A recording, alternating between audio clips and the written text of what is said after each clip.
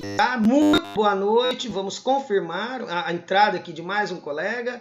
Já já essa aula vai estar disponível lá no canal, nosso canal Vision Pharma no YouTube. Exatamente, quase 1.100 inscritos, é uma maravilha. Imagina a gente chegar assim com muita vontade, muito sacrifício, fazer o canal funcionar. O canal já está com quase 1.100 participantes. Nós estamos disponibilizando gratuitamente essas aulas para todo e qualquer jovem, todo e qualquer colega de profissão que queira aprender um pouco mais sobre essa preparação prévia PFOS 5.0 2021, Mega Ultra Hard concurso, 20 vagas diretas, 40 de cadastro de reserva e mais um bocadinho de possibilidades para você, colega farmacêutico, que quer enveredar nesse mundo diferenciado que é em relação à parte forense, né, relativa à pesquisa. Bom, então eu vou à nossa aula, que é um assunto muito legal, muito bacana. Vou me apresentar para quem não me conhece. Aliás, eu acho que vocês me conhecem, mas quem não me conhece vai me conhecer. Meu nome é Edson Luiz Oliveira. Sou farmacêutico, graduado em 1988, já faz um bocadaço de tempo, tá? Já estou aí com mais de 30 anos de vivência farmacêutica, fiz aperfeiçoamento em farmacologia pela Universidade Federal do Paraná. Eu fui professor do IFCE Maracanaú, eu fui professor de química também lá no IFCE Maracanaú, por isso que muitos me perguntam, mas o senhor vai ministrar química também? Sim, claro, eu sou farmacêutico da época que a gente fazia química, muita química, eu fiz 17 cadeiras de química, só para começar, tá? E depois eu fiz especialização em fisiologia, fiz mestrado em biologia molecular e atualmente eu estou saboreando um doutorado em cirurgia pela Universidade Federal do Ceará, tá?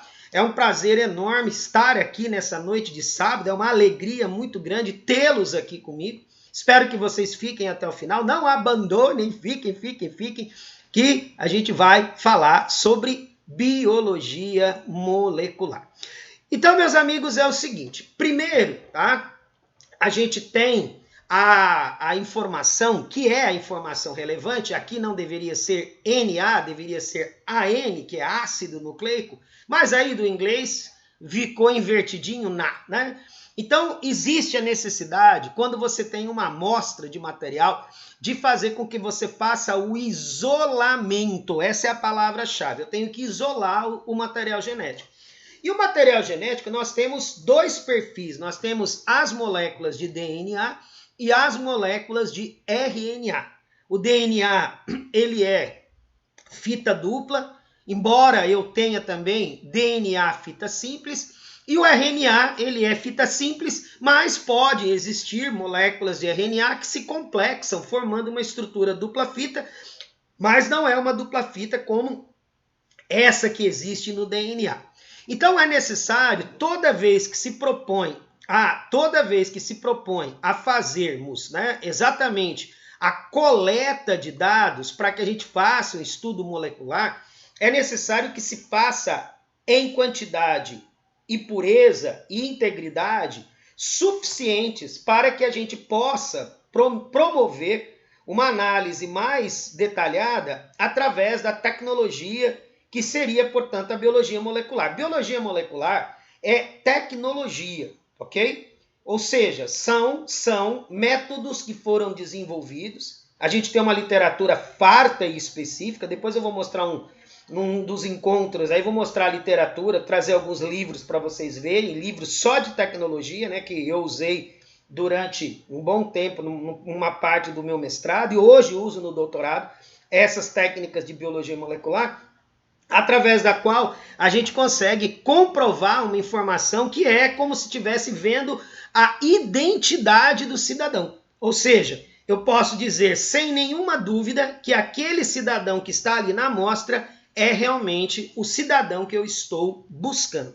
Então aqui nós temos as duas moléculas importantes. Vocês estão vendo a estrutura dupla fita, modelo proposto lá na década de 50 pelo pesquisador britânico e o norte-americano, Watson e o Crick, né, que foram os grandes idealizadores da estrutura do DNA, baseado numa série de estudos, dentre os quais da grande pesquisadora britânica, né, que ela foi a mantenedora dos estudos de difração de raio-x, que permitiu que fosse vislumbrada a estrutura dupla S, a dupla fita, né, em estrutura alfa-hélice, a Rosalind, que foi infelizmente não foi agraciada com o Nobel pelo fato dela ter falecido vítima de câncer de ovário. Mas reza a lenda que tudo aquilo que se tem hoje do DNA, graças aos estudos de difração de raio-x.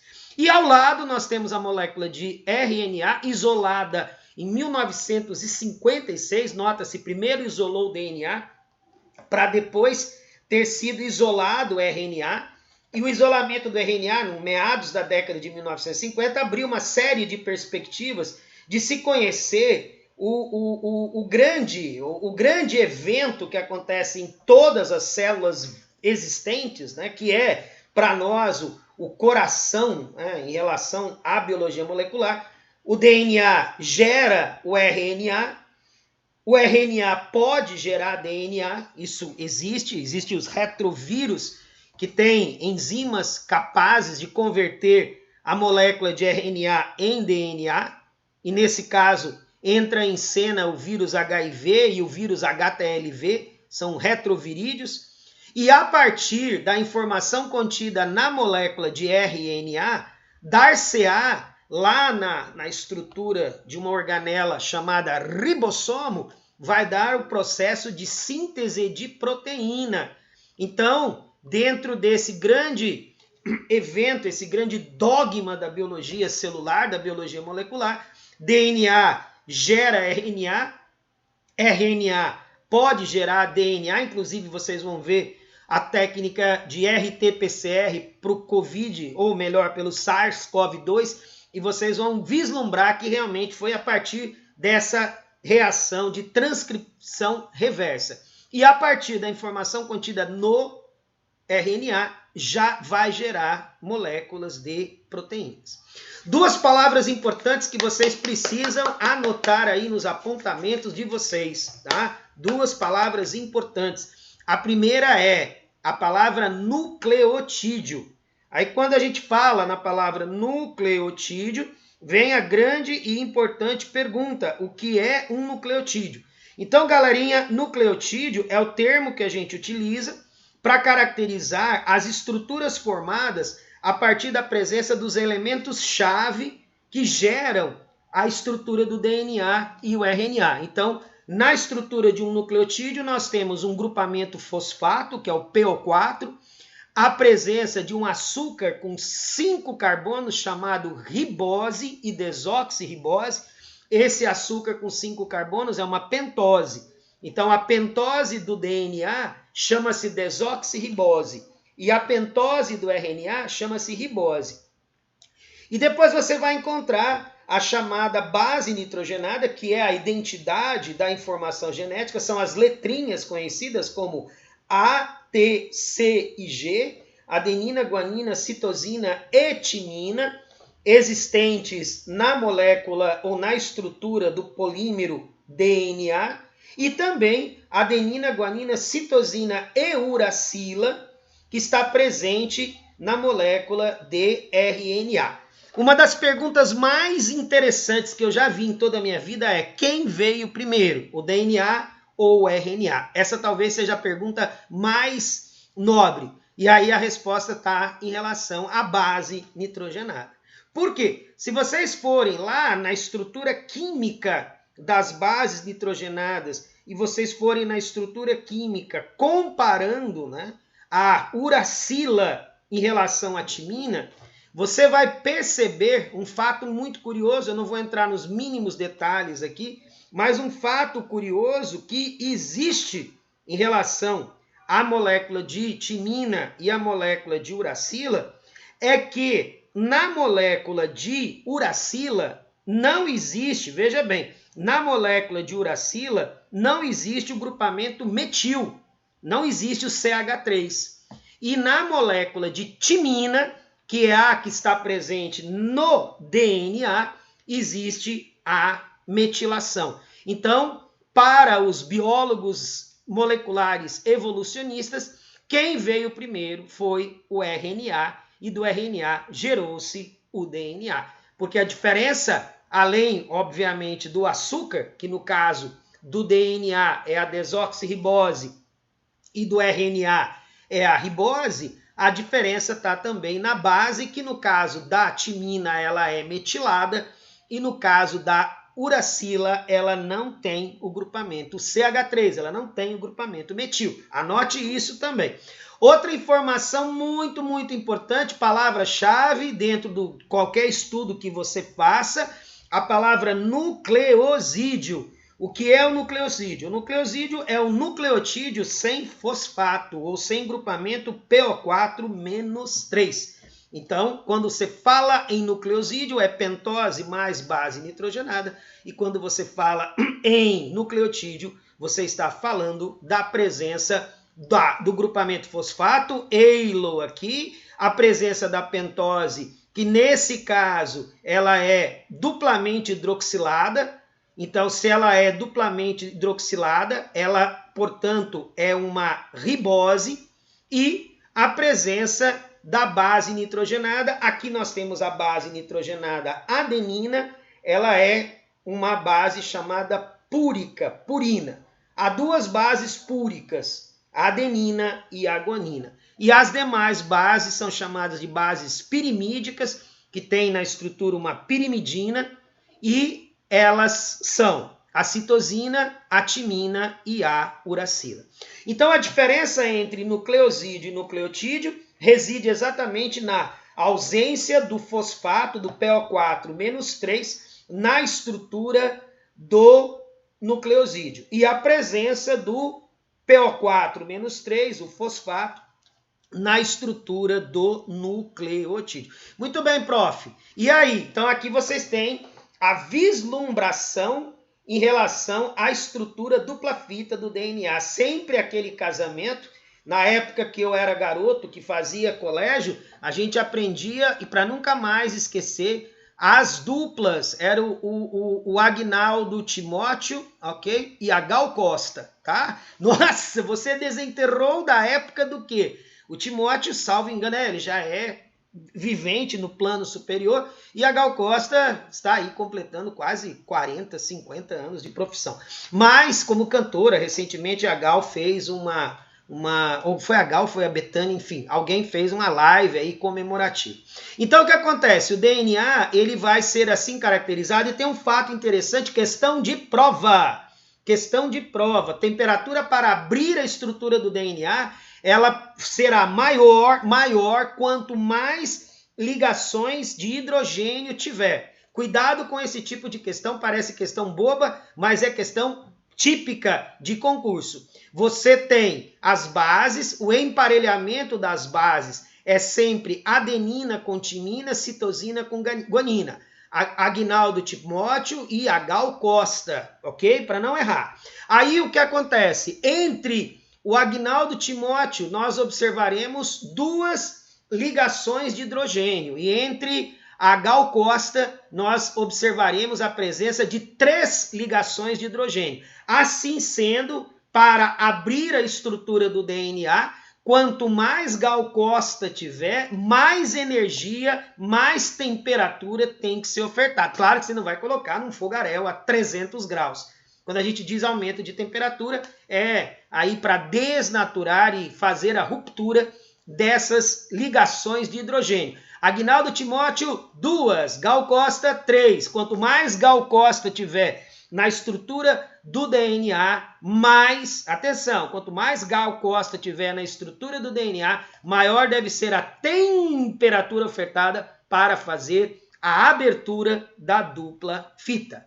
E aí você está apreciando, portanto, agora sim, quem é que eu estou vendo? Eu estou vendo a estrutura de um nucleotídeo do DNA. Professor, como é que você sabe? Tá aqui, ó. Primeiro, essa é uma base púrica, aí ela está presente tanto no DNA quanto no RNA. As bases púricas são iguais. Adenina e guanina ocorrem tanto no DNA quanto no RNA. Ah, mas prof, como é que você sabe que ela que está aí é exatamente, vou ver vocês, onde é que vocês estão, como é que você sabe que ela é uma base púrica presente na estrutura do DNA. Porque o açúcar, galera, é exatamente a chamada desoxirribose. Não, eu dei uma minimizada, por isso que já vai voltar. Veja, quer ver? Voltou. Em 3, 2, 1, voltou. Não voltou? Voltou. Tá aí? Estão vendo? Voltou ou não voltou? Não voltou? O que é que houve? Retornar, parar de compartilhar, retornar a apresentação. Deixa eu ver o que é que aconteceu. Ah! Deu algum beriberi. Veja se deu certo agora. Voltou ou não voltou? Deu certo. Então, ó, não esqueçam, macetinho, bizu, é bem infantil, mas para você não esquecer. Aguinaldo Timóteo e Gal Costa. Entre Aguinaldo e Timóteo tem 2 ligações de hidrogênio. Entre Gal Costa tem 3. Quanto mais Gal Costa tiver no DNA, maior é a energia que tem que ser ofertada para romper as ligações de hidrogênio. Outro dado importante, como é que eu sei que a estrutura aqui representada é um nucleosídeo, ou melhor, é um nucleotídeo do DNA? Porque eu tenho aqui uma desoxirribose. Veja bem, tá? Desoxirribose. Então, por quê? Porque nesse carbono, que é chamado de carbono 2', vai contar sempre assim: carbono 1', carbono 2', carbono 3', carbono 4', carbono 5'. Então, na desoxirribose do DNA, no carbono 2', a gente não tem hidroxila. E quando a gente fala em RNA, no carbono 2', que vocês estão vendo aqui bem na pontinha da seta, no carbono 2', nós encontramos a hidroxila. Então, essa é a diferença entre a desoxirribose e a ribose. Então, tá aí a estrutura do DNA. Eila mais uma vez aqui. Então, veja, ó, aqui eu tenho o que a gente chama de degraus da escadaria, ok? E aqui eu chamaria de corrimão dessa escadaria. Então, o corrimão da escada, que é uma escada retorcida, ela é marcada pela presença da desoxirribose e do fosfato. Existe uma ligação chamada 5', 3', ok? Ou ligação 3', 5'. Essa ligação é aquela chamada ligação fosfodiéster. Ela não se rompe nas metodologias que nós utilizamos, porque se ela se romper, nós perdemos, nós digerimos a estrutura primária do DNA.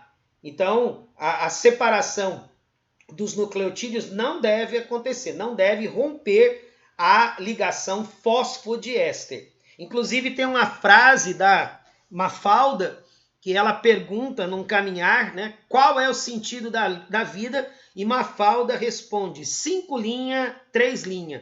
Prof, o que é esse sentido 5', 3'? É o sentido que o DNA tem. Uma fita de DNA, ela segue no sentido 5', 3', e a outra fita do DNA segue no sentido 3', 5', e vai ser importante na técnica de PCR, no PCR convencional. Por quê, professor? Porque nós vamos ter a presença dos primes que são usados, e eu tenho o prime R e o prime F, e nós vamos precisar deles para entender a metodologia do PCR. Vale lembrar, então, que nucleotídeos do DNA, guanina, citosina, adenina, timina, nucleotídeos do RNA. Quais são? Eu tenho adenina, guanina, citosina e uracila. Vejam que a diferença entre a timina e a uracila reside na metilação. Então, subentende-se que quem veio antes foi o RNA. Por quê? Porque a diferença está exatamente nessa particularidade. E o DNA nasceu do RNA também pela perda da hidroxila na posição 2'.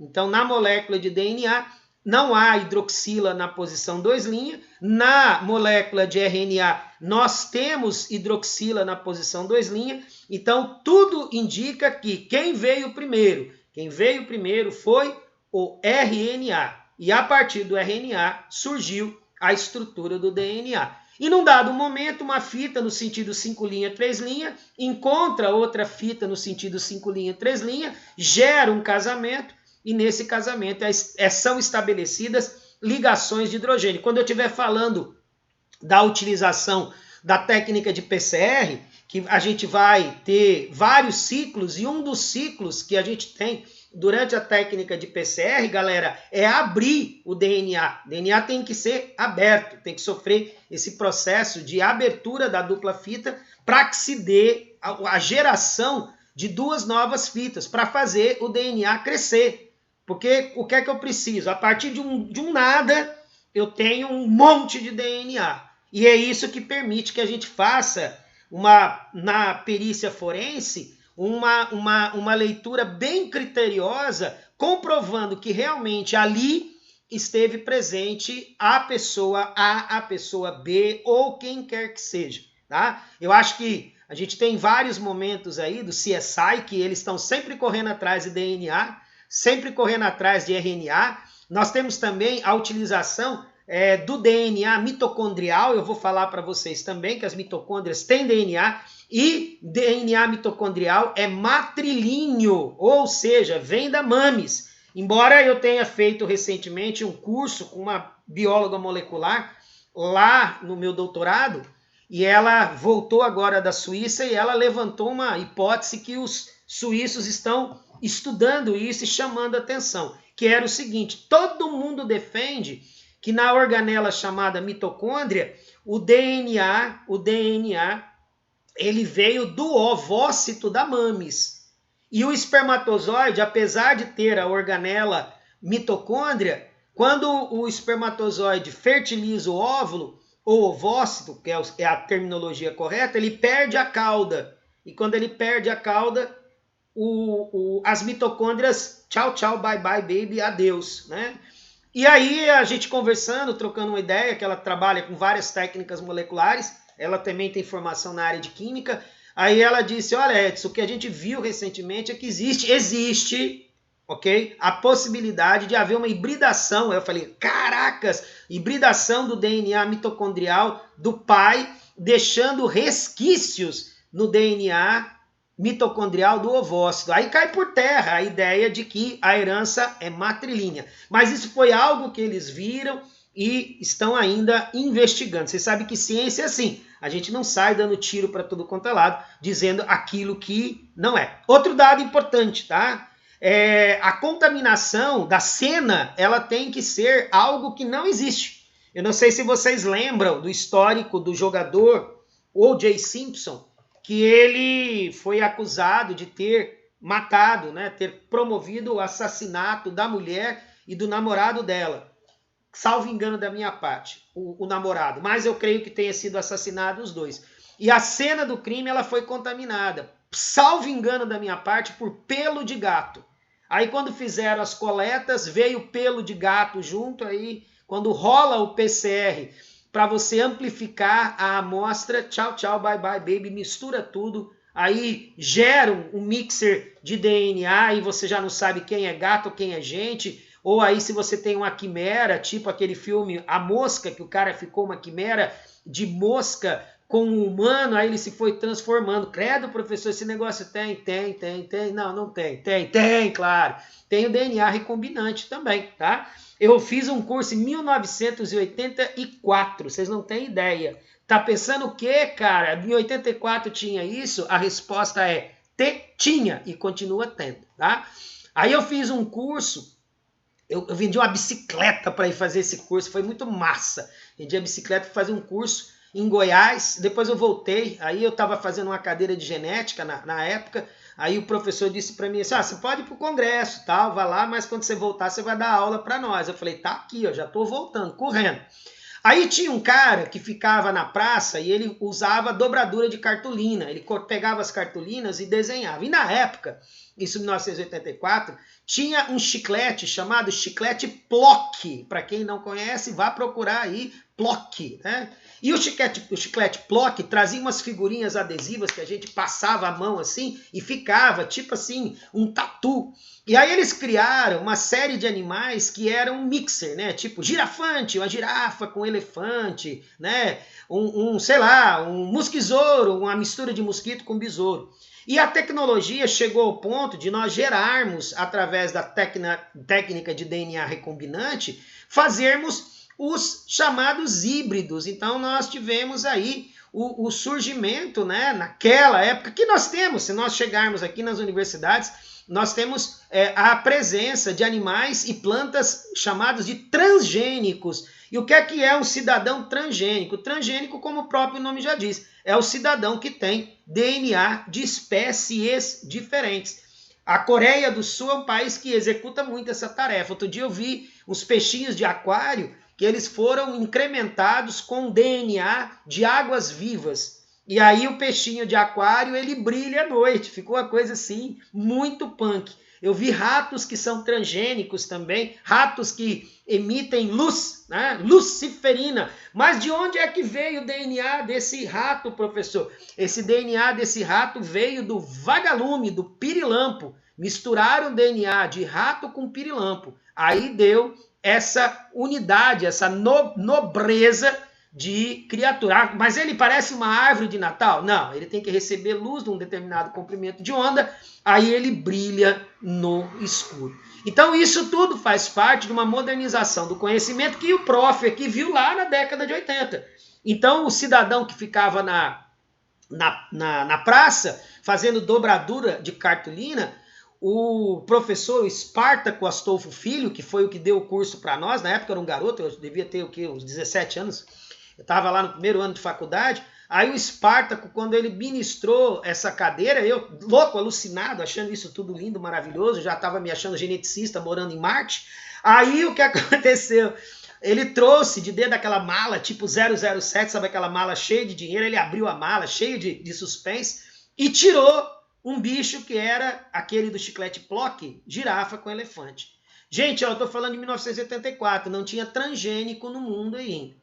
Aí o que o Espartaco falou? Falou, ó, galera, é o seguinte, vai chegar um dia que nós vamos ter muitos alimentos que vão ser geneticamente modificados para melhorarmos a nossa produção, melhorarmos o mundo que nós vivemos. E hoje a gente vê, né? Vocês encontram no supermercado, tem uma letra T de transgênico, e todo mundo tem aquela preocupação, mas eu vou ingerir um produto transgênico, eu vou virar um jacaré, tipo assim, vou virar a marca da Lacoste. Olha, galera, ninguém virou jacaré até agora, tá? Então isso é importante, eu sempre gosto de falar isso, porque se eu tiver que virar jacaré, eu quero virar a marca da Lacoste. Imagina que eu vou ficar um jacaré papo amarelo, nada, eu quero ser o Crocs, Crocodilo Dundee, né?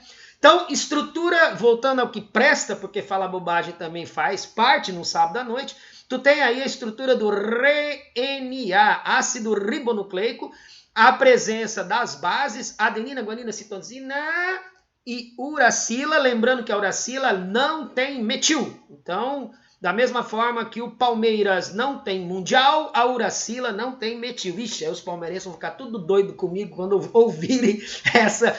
Mas lembre-se também, da mesma forma que o Palmeiras não tem mundial, a uracila não tem metil, ok? Palmeiras não tem mundial, uracila não tem metil. E se a uracila não tem metil, a uracila ela veio antes da timina. E aqui a representação da estrutura com as bases uracila, citosina, adenina e guanina, e lembrando que o açúcar que está presente no nucleotídeo do RNA chama-se ribose. Tem hidroxila na posição 2' e na posição 3'. Será que cai isso daí no concurso, prof? Eu não sei, mas é sempre bom a gente saber os fundamentos. E aí vem uns pontos que são importantes, porque é o conhecimento que nós temos em relação à etapa de DNA replication, que é a replicação do DNA. Então, toda vez que a célula irá experimentar uma divisão celular, ela divide o seu material genético, ela tem que dividir o material genético. É um evento muito complexo, extremamente bem coordenado, tem uma série de mecanismos que nós chamamos de mecanismos através dos quais é feito um checkpoint para verificar se as bases estão corretamente colocadas, se não há mutação. E aí você encontra, né, a promiscuidade do material genético. Por exemplo, se vocês forem agora no laboratório de Biomol, que faz o sequenciamento genômico do SARS-CoV-2, vocês vão ver que em menos de um ano, o caboclinho já gerou 5 variantes. 5 variantes, se não mais, ok? 5 variantes. Agora, o que me chama atenção é assim, esse carinha tá aqui faz tempo. Eu só não estou entendendo ainda por que ele virou rebelde de 2019 para cá.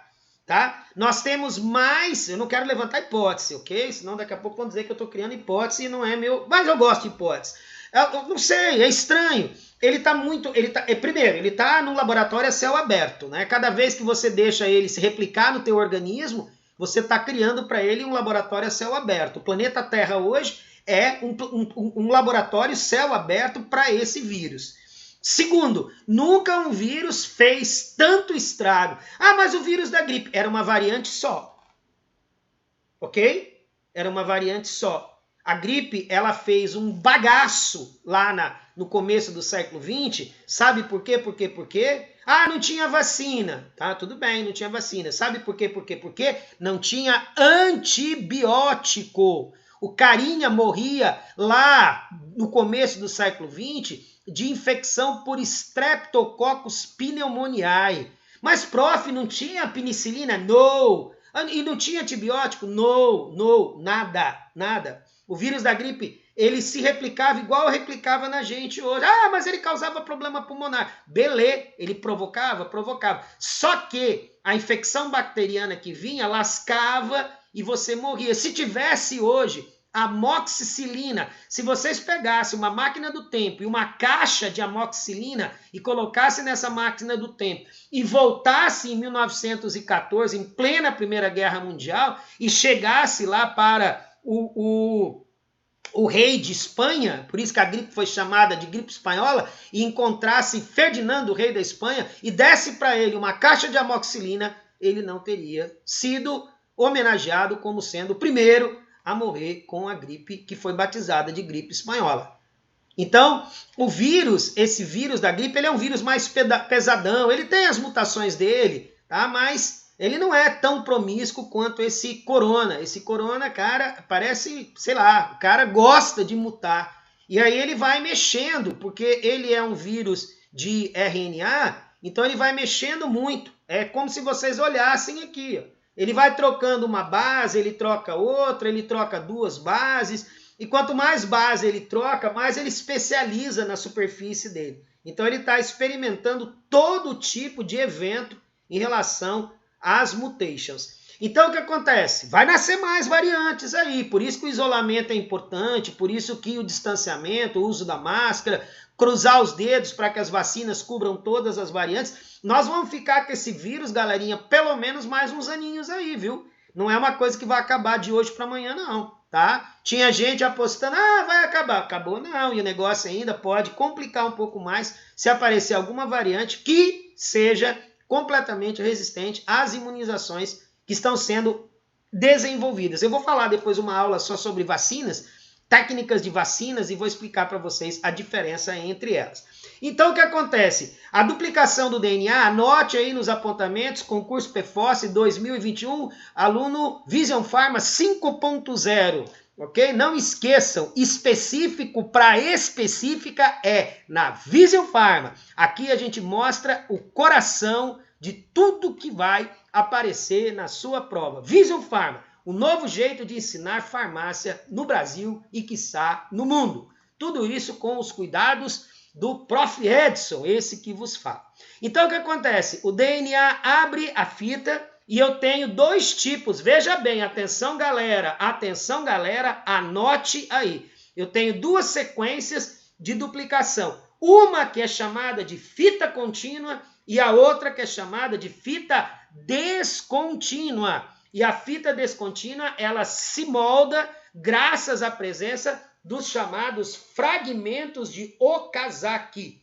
Fragmentos de Okazaki são pequenas sequências de nucleotídeos de DNA no sentido 5' 3', que vai sendo colocado face to face em relação a outra fita de DNA que é molde para montagem dessa fita descontínua. Então, conforme os doctors podem visualizar, por favor, fiquem atentos, vamos aprender esse negócio, porque esse negócio, se tiver no concurso, vocês vão tirar de letra, ok? Porque vocês começaram a estudar antes. Não deixe para depois esse lance de dizer, não, mas depois eu dou um jeito. Aí depois é tarde. Aí o que acontece? Uma fita vai no sentido 5' 3' e a fita Okazaki também vai no sentido 5' 3'. Porém, uma fita é uma fita adiantada, que é o Lady Strand, que é a fita líder, e o Lagging Strand é a fita atrasada, porque depois que ela é montada, eu tenho que unir os fragmentos de Okazaki. Então, a palavra fragmento de Okazaki vai ser extremamente importante. O que é um fragmento de Okazaki? É uma sequência de nucleotídeos, um DNA pequeno, que é montado na cadeia atrasada de replicação do DNA. Quem replica o DNA? A enzima replicante do DNA chama-se DNA polimerase. Ela é responsável pela replicação. E eu tenho também na estrutura, eu vou ter também a participação da RNA polimerase quando eu tenho a montagem da estrutura da molécula de RNA. Então, fragmento de Okazaki, para quem não lembra, guardem essa informação, é uma sequência pequena de nucleotídeos que permite que a fita atrasada, no sentido 5' 3', seja duplicado. Claro que vai demorar um pouquinho mais, mas ela é duplicada. Então, o evento é esse, né? E aí eu tenho a participação de algumas enzimas importantes, além da DNA polimerase, nós temos a participação da topoisomerase, nós temos a participação da helicase, e essas enzimas são enzimas-chave no processo de replicação da estrutura do DNA de um organismo eucarioto, que no caso somos nós. E nós temos também, a partir da presença da dupla fita de RNA, nós temos a geração de uma fita de RNA. Esse evento, garotada, é chamado de transcrição, porque nós vamos ter o evento da transcrição reversa. O que é? A transcrição reversa é quando a molécula de RNA gera uma molécula de DNA e essa molécula de DNA depois ela é duplicada. Tá aí a ocorrência dos eventos. Eu tenho a transcrição e eu posso ter a transcrição reversa, que é formar uma estrutura de DNA a partir do RNA. E o fenômeno final da história toda é a geração do RNA, e o RNA gerado vai ser responsável pela produção de uma proteína. Muito bem.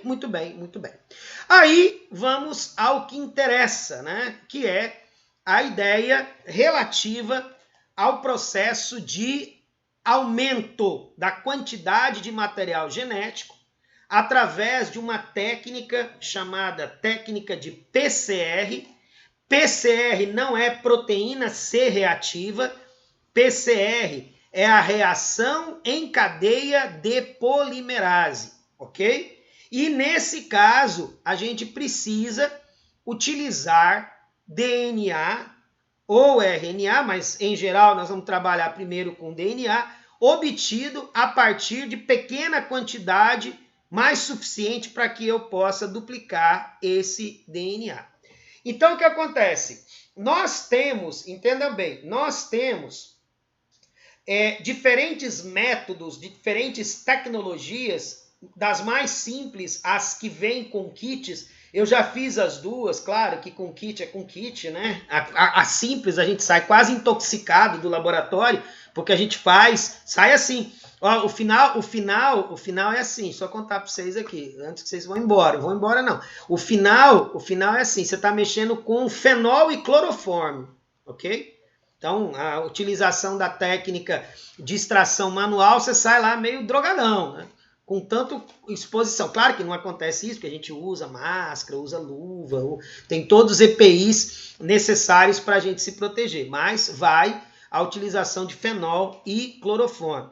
E no caso do kit, não. O kit é todo bonitinho, todo arquitetadozinho, todo arrumadinho, e aí a gente faz o isolamento do DNA. E aí, com exceção do DNA que é obtido in vitro, né, que seria, portanto, aquele que já está no tubo de ensaio, a primeira etapa do processo de obtenção do material genético é o rompimento da membrana da célula. Então, da mesma forma, tá? Da mesma forma que a gente tem um primeiro passo,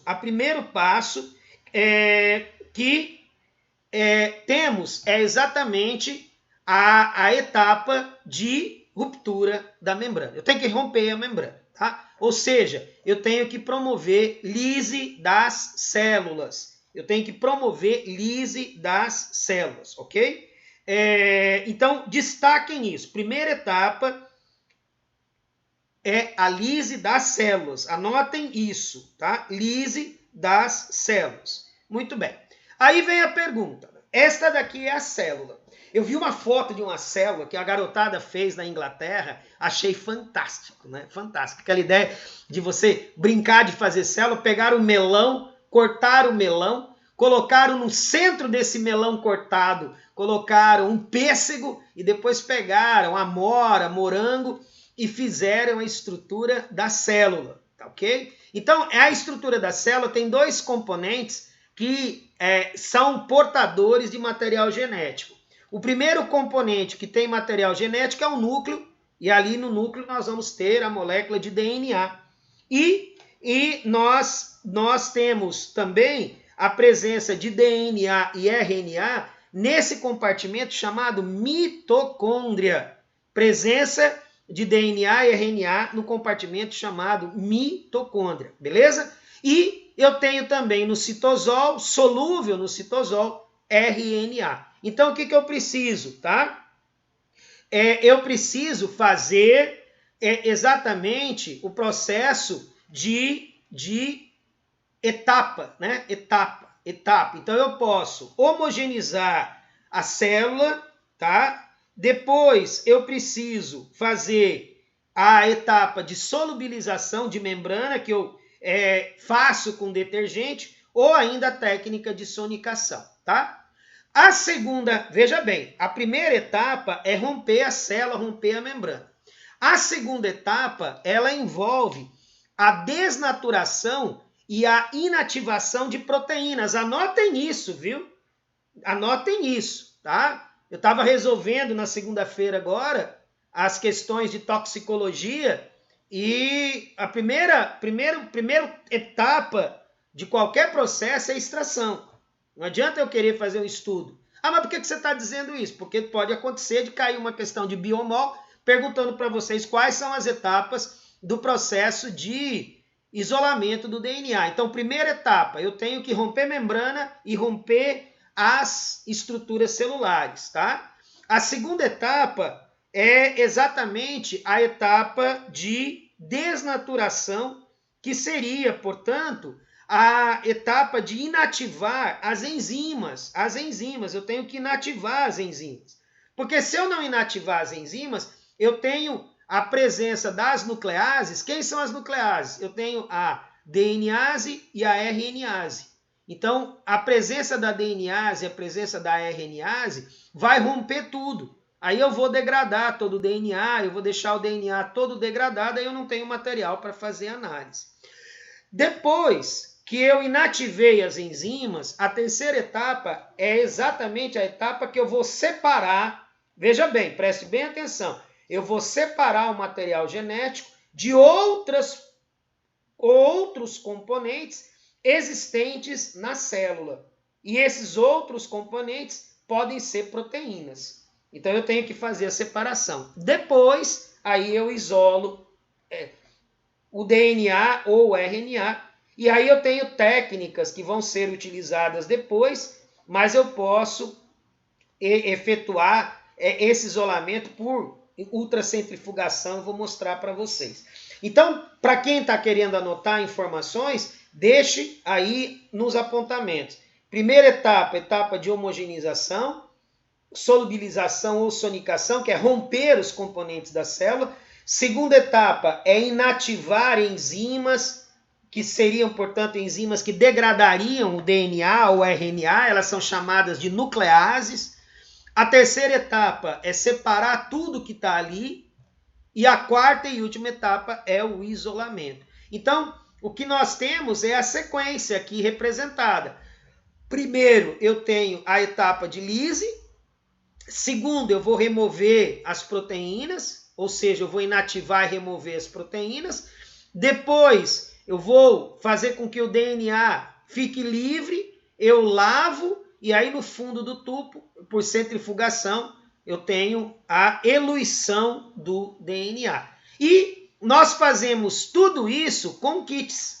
Ah, não é tudo manual? Não, a gente faz a extração manual quando a gente não tem os kits. Mas quando você assiste lá um episódio do CSI, o que é que eles mostram para vocês? Ah, lá no episódio é tudo muito rapidinho, tá lá. Aí quando eu vejo o DNA já está isolado e já vem, ó, foi você estava lá. Mas eu não tava. O teu DNA diz tudo. Se você disser que não esteve lá, o DNA está para dizer que você esteve. A não ser que alguém tenha plantado o DNA no teu lugar. E aí eu assisti um filme sem saída, muito 10, filme bem antigo, com o Kevin Costner, e ele se lascou inteiro no filme. Ele era um espião russo, e ele estava infiltrado na Casa Branca, e tinha uma outra espiã que queria lascar com ele, e eles tiveram um encontro amoroso, e ela juntou, na época, o filme, ele reporta nos anos 50 para os anos 60, mas é uma coisa meio futurística, mas eles não mexeram com DNA, tá? Eles mexeram com outra coisa, já vou contar para vocês. Aí o que ela fez? Ela foi lá e juntava o sêmen dele. Então ela colocou um diafragma, e toda vez que eles tinham um momento de amor, ela juntava o sêmen e guardava na geladeira. Tá? Lá na geladeira, lá no congelador. E ele não sabia. Aí o que aconteceu? Ela foi lá e matou uma moça. Aí por que ela matou? Porque ela é outra espiã. Ela matou a espiã, pegou o sêmen que estava na geladeira e colocou o sêmen na cavidade vaginal. Ok? Aí veio a perícia para fazer a avaliação, tal. Aí o que aconteceu? Quando chegou, coletar o sêmen da cavidade vaginal, adivinha o que tinha lá? O sêmen dele. Mas a especulação era, de quem é esse sêmen? E a resposta foi uma só. Eles fizeram tipagem sanguínea, não tinha o lance do DNA. E o tipo sanguíneo dele, porque tinha duas importantes informações na casa da moça que morreu. A primeira era o sêmen com o tipo sanguíneo, mas dá pra gente saber? Dá.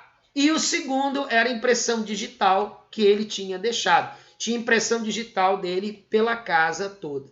O resultado é que o filme termina com ele se safando, porque ele deu um jeito de fugir para a Rússia, mas nos Estados Unidos ele foi acusado, foi julgado e foi acusado de homicídio. Mas ele não tinha sido responsável. Quem arquitetou todo o homicídio? Se fosse nos dias de hoje, CSI ia coletar o DNA, ia isolar o DNA num kitzinho desse e ia permitir que você fizesse a identificação. Aí vem uma pergunta muito simples: como é que se rompe membrana? Né? Então, anote também aí nos apontamentos de vocês, vou voltar ao slide, para você romper membranas, atentos a isso, para você romper membrana e ter material genético, fique atento. Se for bactéria, utiliza uma enzima que é extraída da saliva e da lágrima, chamada lisozima. Ela rompe a parede da célula bacteriana. Se for bactérias ou outras células, a gente coloca numa solução salina hipotônica, a célula aumenta de volume por osmose, rompe a célula e o conteúdo fica ali no sobrenadante. Aí a gente centrifuga naquelas centrífugas de bancada com tubo Eppendorf, e a gente obtém o material genético. Se for célula animal em cultura, a gente usa o SDS, é um detergente, é o duodecil sulfato de sódio. O SDS é usado para cultura de células. Ah, mas esse tipo de perguntinha, galera, é assim, há muito conteúdo, ok? A gente não tem certeza se vai ter biomol na prova da PFOS. Mas se tiver, baseado na banca IDECAM, que ela gosta muito dos detalhes, não é da pegada, não é da casca de banana, ela gosta do detalhe. Então, por exemplo, quem tem domínio de prática, de conhecimento, nesse caso eu que trabalho com essa temática, e vivenciei isso em loco, eu posso dizer, ó, usa essa técnica. Então, SDS, o duodecil sulfato de sódio, ele é usado para exatamente separar, quando a gente quer separar a partir de célula em cultura, tá? Eu quero DNA de célula em cultura. Quando eu tenho células bacterianas no ambiente e eu não consegui romper com a utilização da lisozima, aí a gente usa uma técnica de sonicação. E por último, uma técnica de ruptura de membrana por processo de homogeneização, usa aí um mixer, aí eu rompo tanto célula de planta quanto biópsia, que é material de célula humana, célula animal. Então, primeira etapa é a etapa da ruptura da membrana. Isso vai ser... A segunda etapa é desnaturar as proteínas. Eu tenho que desnaturar tudo. Então, o lisado que eu obtive, eu não posso deixar as proteínas lá, porque senão as proteínas elas vão promover a degradação total. Ela vai quebrar o DNA ou vai quebrar o RNA, principalmente considerando a DNase e a RNase. Então, o que a gente faz, né? A gente tem várias técnicas importantes. A primeira, tá, é fazer a extração sempre em baixa temperatura. Isso é fato. Então, trabalha com banho de gelo. Segundo dado é incorporar algo ou alguém que iniba a atividade das enzimas. E aí, nesse caso, vamos lá. Quais são as metodologias? Eu posso usar um inibidor enzimático, eu posso colocar um detergente para desnaturar as proteínas, mas a gente usa mais uma substância chamada etileno diamino tetracético, é o chamado EDTA. O EDTA, anotem aí, é um quelante de cálcio, quelante de magnésio, mas pode também quelar cálcio, tá? Ele é quelante de cátions divalentes. Aí ele quela o cálcio e ele quela o magnésio, e quando ele quela o magnésio, o que rola? Sem magnésio, as nucleases, elas não têm atividade. Então, nem a DNase, nem a RNase têm atividade. Aí, em não tendo atividade, galera, o que é que vai acontecer? Não tem a destruição, a lise do DNA e do RNA. Bom, mas aí o que mais? Desnaturei, né, que eu acabei de mostrar para vocês, então eu inativei. Agora eu quero desnaturar tudo que sobrou. Então eu vou usar vários tipos de substância. Eu posso usar o ácido perclórico, eu posso usar a solução fenol clorofólico álcool isoamílico. E quando eu quero isolar RNA, emprega-se uma outra substância que é chamada de etilpirocarbomato e que ela é inativadora das RNases que estariam presentes naquele material e que poderiam degradar o RNA. Então eu tenho que inativar. Em alguns momentos o SDS vai ser usado com tampão, tá? A gente pode usar também outras combinações como beta-mercaptoetanol, o isotil, aí tem um errozinho de digitação, isotilcianato de guanidina, que também é inativador, e também posso usar uma outra possibilidade, que é uma proteína que vem no kit chamada proteína K, tá? E que ela também é importante para promover toda essa inativação, essa desnaturação de proteínas. Então vejam que tem muito detalhezinho, tá? Muito detalhezinho. Então esses detalhes são relevantes esses detalhes são importantes. Visto isso, aí nós vamos ter que separar. Agora eu inativei toda a parte de proteínas, eu tenho que separar. Então o que acontece? Depois de ter desnaturado, eu vou agora separar o DNA e o RNA. Primeira etapa do processo é a extração com fenol. E aí o lance da extração com fenol é exatamente essa. Grave essa imagem. A gente coloca o material e aí vão ficar trifase quando mistura com fenol. A fase superior é a fase aquosa, onde tu vai encontrar o DNA e o RNA. Na fase intermediária, eu vou encontrar aqui o fenol ligado às proteínas. E o precipitado contendo fenol vai levar tudo para baixo o que tiver membrana. Então, organelas que foram lisadas com as suas membranas vão para o fundo do poço. Fica lá no fundo do tubo.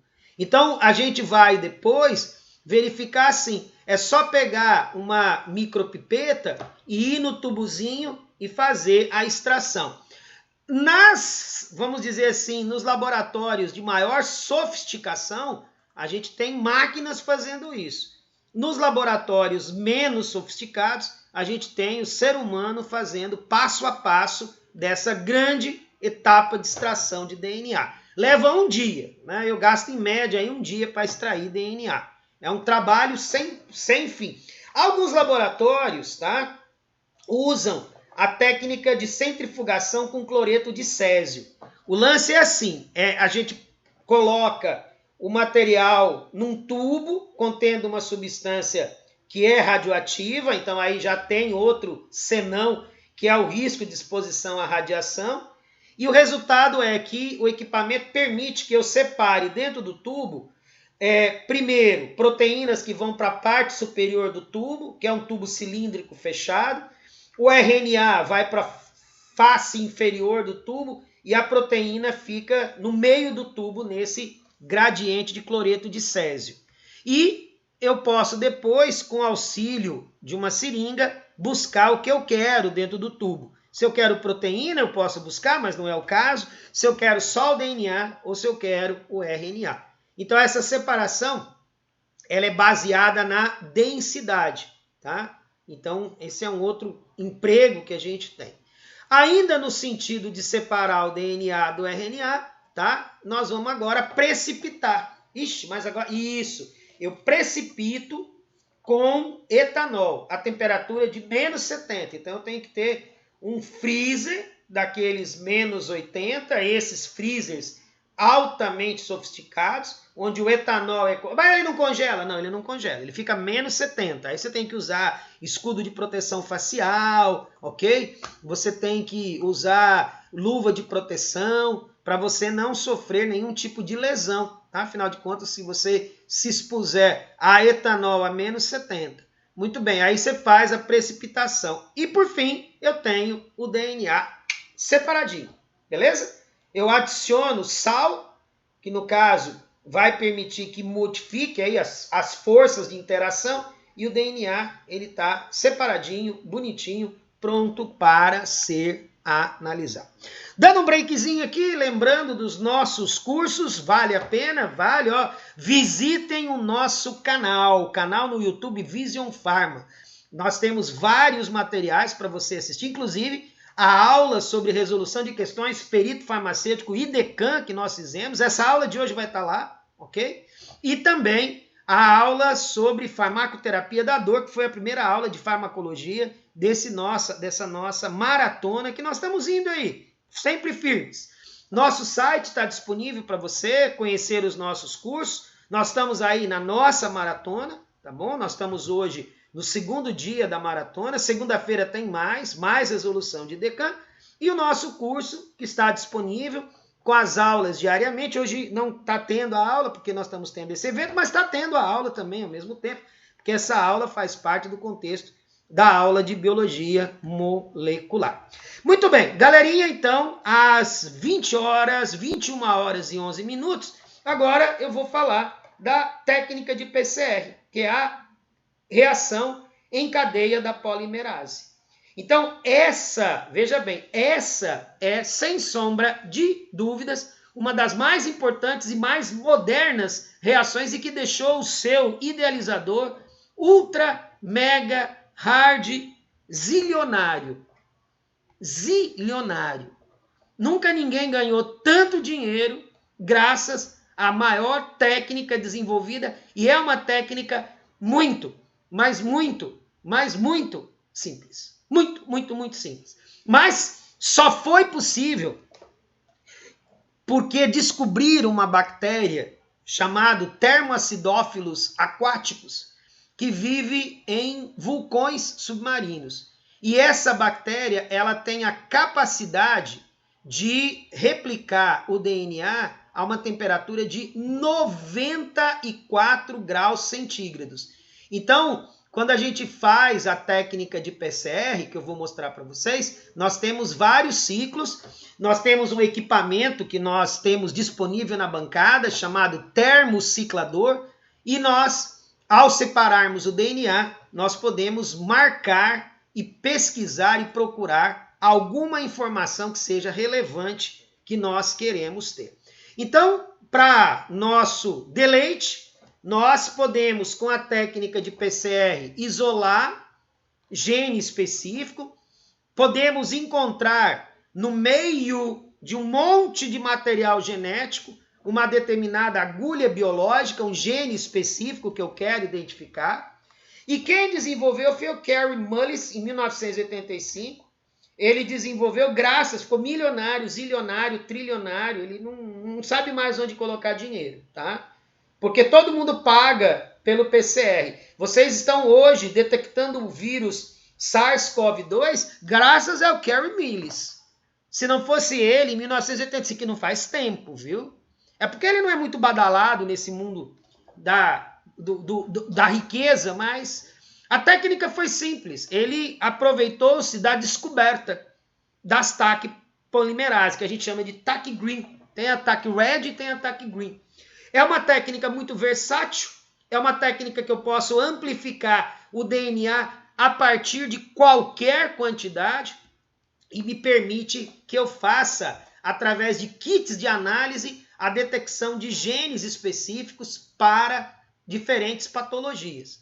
Então, se eu quero detectar se naquela amostra de cabelo, naquela amostra de sangue de um paciente, onde eu tenho os leucócitos, onde eu tenho material genético, se a condição de fraqueza muscular que o paciente apresenta é uma distrofia muscular do tipo do Duchenne, que está relacionada ao cromossomo X. Ou se a criança que tem problemas respiratórios severos, se ela tem um quadro de fibrose cística. Então eu posso detectar o gene da proteína CRLT, que é a proteína-chave nesse processo. E também eu posso detectar se o indivíduo tem uma condição autossômica dominante chamada coreia de Huntington, que é uma condição onde ele tem alterações motoras muito expressivas. Então, o que é que eu detecto? Eu detecto que, através dessas técnicas, eu posso identificar. E a técnica é muito simples, tá? A técnica consiste assim, eu tenho DNA, eu vou desnaturar o DNA, aí eu coloco o prime, eu adiciono a DNA polimerase, os nucleotídeos, e aí o que acontece? Eu duplico o DNA. Pronto. Ok? Só para contar para vocês, tá? Aqui só entre nós. Eu compro os primes por telefone. Eu desenho o prime e aí a gente pede. Antigamente a gente importava o prime. O representante, ele manda o prime pelo correio, num tubo. Vem liofilizado. Eles desenham o prime no laboratório. Existem máquinas para fazer prime. Aí você manda o desenho, né, da sequência de nucleotídeos que você quer, tanto a sequência R quanto a sequência F, e aí a gente encaminha. Aí vem um tubinho lá com o pouquinho que a gente precisa, coloca no tampão, não esqueçam disso, tampão, tá? Tampão. Eu lembro de um fato, a vida e os meus fatos. Eu fazia estágio em 1984, 1985, no departamento de microbiologia. Quando eu terminei a graduação lá atrás, eu passei no mestrado em microbiologia e eu ia para a Inglaterra fazer biomol lá. Mas o tempo passou e acabei não indo, né? Mas eu cheguei muito garoto, muito pequeno, muito miúdo, e saindo do interior do estado de São Paulo, indo para uma cidade grande. A primeira vez que eu andei de elevador foi nessa época, escada rolante, lojas americanas, fantástico. E eu fui para o laboratório de microbiologia. Infelizmente a minha professora já não está mais entre nós, mas o marido dela, ele tá, né? Eu encontrei ele outro dia no Facebook, ele reconheceu e falou assim, pô, lembro de você. Falei, que bom, professor. E aí o que eu quero contar, eu estava trabalhando com endonuclease de restrição, era o começo, sabe? Aquela coisa assim. E ela tinha comprado a preço de ouro. E eu fiz uma besteira tão grande que até hoje, ainda bem que ela tinha dinheiro, ela recomprou. Ao invés de eu diluir a enzima em solução tampão, pH 7.32, eu diluí em água destilada. Aí não tinha resultado, a enzima não funcionava e ela queria saber. Aí ela foi rever o protocolo e o bonitão aqui, ao invés de diluir em solução tampão, eu diluí em água destilada. Resultado, eu estraguei toda a enzima. Nunca mais eu esqueci do que tem que ser feito. Então tudo isso tem que ser feito em solução tampão, tá? Senão tu perde tudo, porque a enzima ela tem 3 etapas. Então, primeiro, né, nós vamos tornar a sequência de um gene acessível. Segundo, a gente vai ativar uma maquinaria para copiar esse DNA. E a terceira, então, eu começo assim, tá? Primeira etapa importante. Caiu aqui a nossa transmissão? Não, nós estamos aqui ainda. Então, vamos lá. Primeira etapa importante é a etapa de desnaturação. Depois eu tenho a etapa de associação. E eu tenho a etapa de extensão. Grava no PCR é desnaturar, associar, estender. Desnaturar, associar, estender.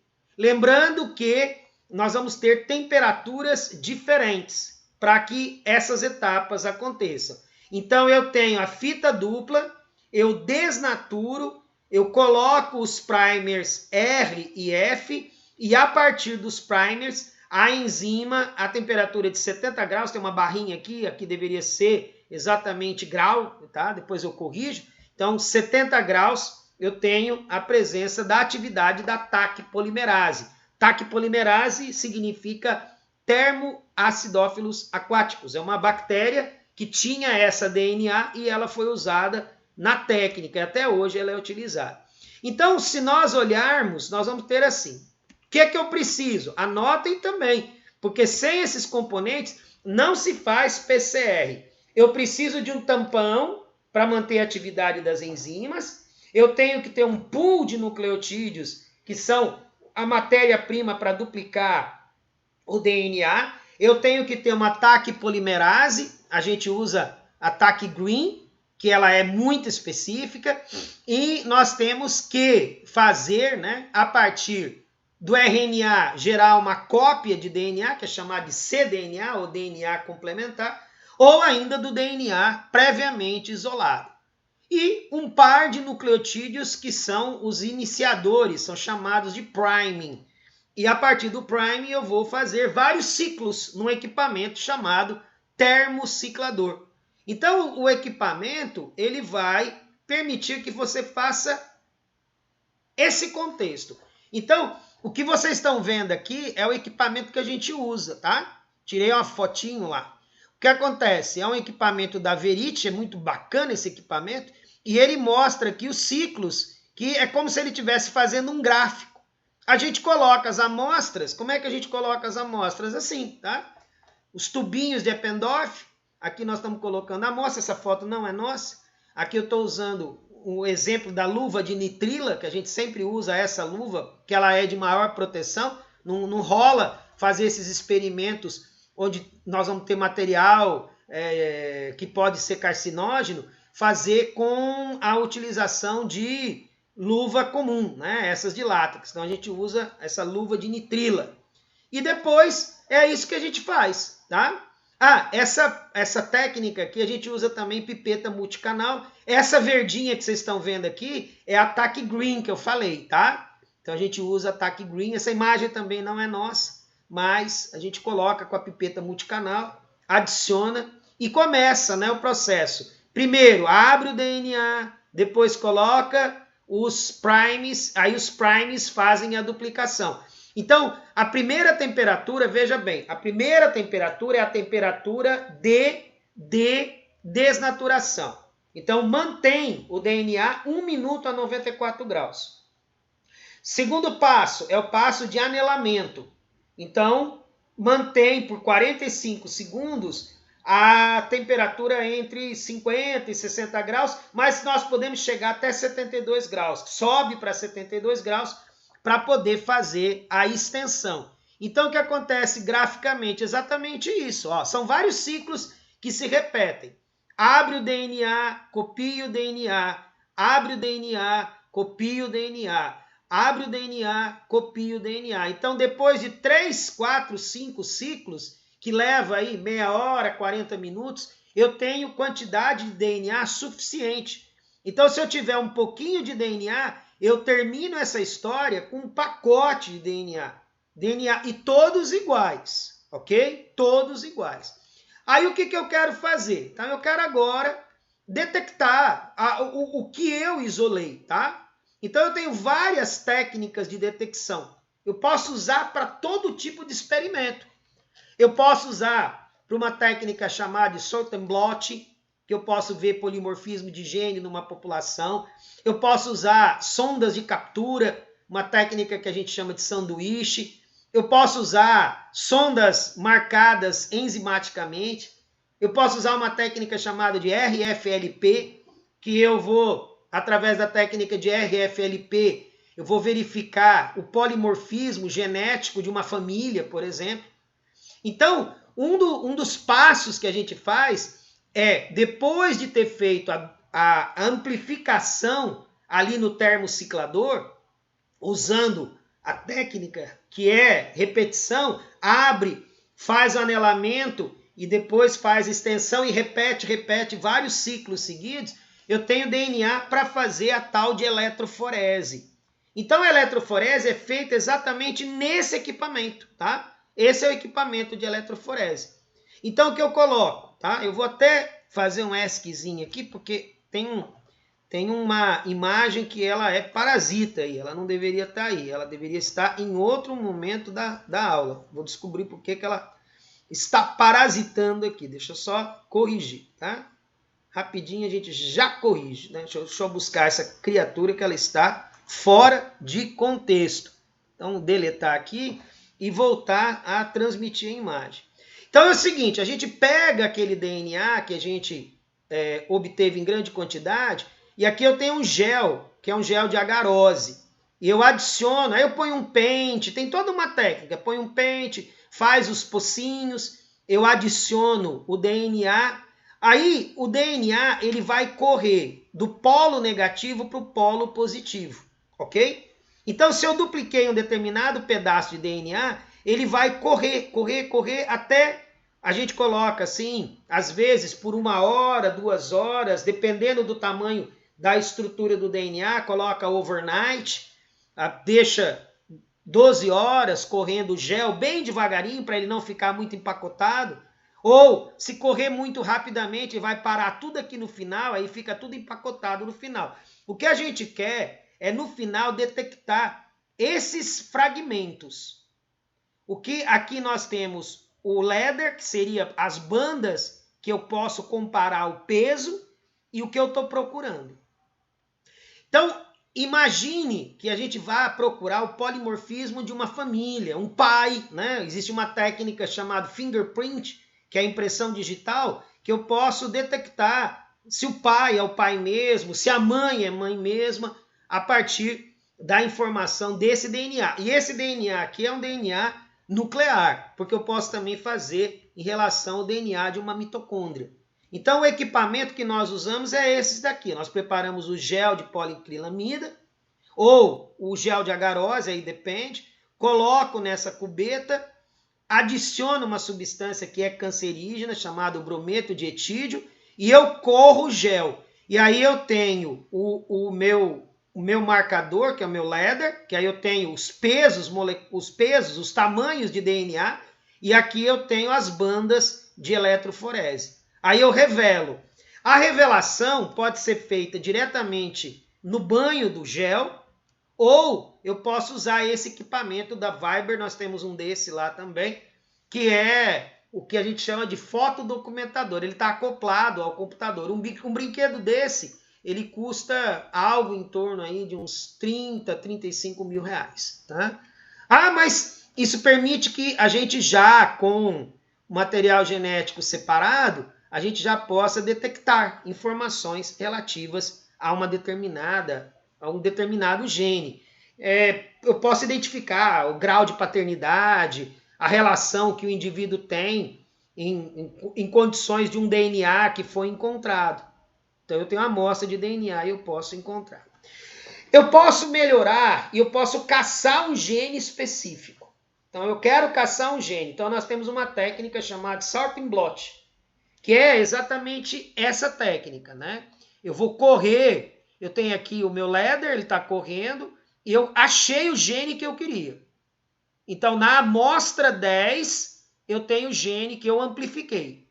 Vamos imaginar uma outra forma da gente ler, tá? Eu tenho aqui o meu LEDER, que ele não aparece, e as bandas do DNA que eu estou buscando.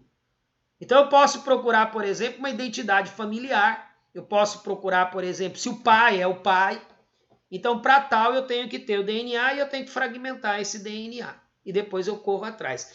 E essa técnica de fragmentar, de cortar o RNA, é o chamado de reflip, que a gente chama de RFLP, ou no popular, né, no trocadilho de línguas, reflip.